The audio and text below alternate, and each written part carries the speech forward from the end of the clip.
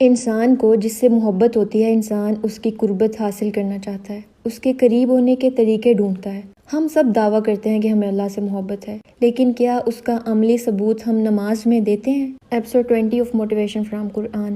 اللہ تعالیٰ نے موسیٰ علیہ السلام کو جب فرمایا تھا وَأَقِمِ الصَّلَاةَ لِذِكْرِی، اور نماز قائم کرنا میرے ذکر کے لیے، میری یاد کے لیے، تو نماز قائم کرنی تھی اللہ کو یاد کرنے کے لیے، دنیا سے کٹ آف کرنا تھا۔ لیکن ہماری نمازوں کا حال یہ ہے کہ ہم اپنی ساری دنیا اٹھا کر نماز میں لے آتے ہیں، ہمیں سارے بھولے ہوئے کام نماز میں یاد آتے ہیں، ساری کھوئی ہوئی چیزیں، سارے اچھے آئیڈیاز وہ ہمیں نماز میں آ رہے ہوتے ہیں۔ نماز تو قائم کرنی تھی اللہ کی قربت حاصل کرنے کے لیے۔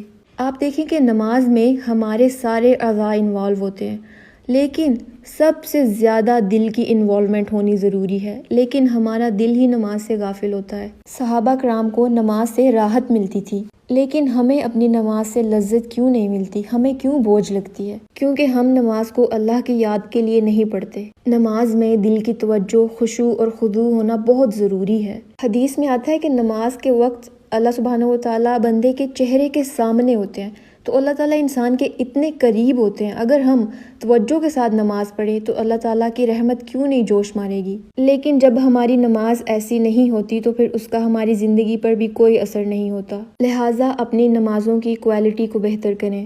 اس کا حل یہ ہے کہ نماز کے ترجمے پر غور کریں، اور جیسے ہی کوئی ادھر ادھر کا خیال آئے اس کو فوراً جھٹک دیں، اس کو انٹرٹین نہیں کریں۔ ہم ایک جگہ سے شروع ہوتے ہیں اور کہاں سے کہاں پہنچ جاتے ہیں، پوری نماز ختم ہو جاتی ہے اور پتہ ہی نہیں چلتا۔ تو جتنی بار خیالات آئیں اتنی بار جھٹکیں، 100 بار خیال آئے 100 بار جھٹک دیں، تو اللہ تعالیٰ پھر آپ کی کوشش کی قدر کرنے والا ہے۔